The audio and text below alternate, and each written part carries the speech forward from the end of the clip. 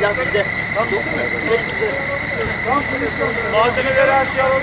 Alın arabada yoksun koşalım. Malzemeleri var mı yedekleri ya? Onların hepsini bir arabaya toplayalım da.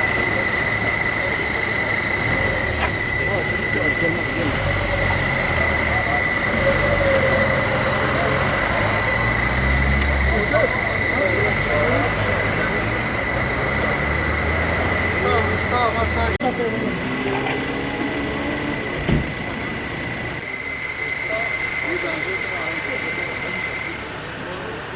Allah sen telefonu aç. Abi tamam biz gidelim.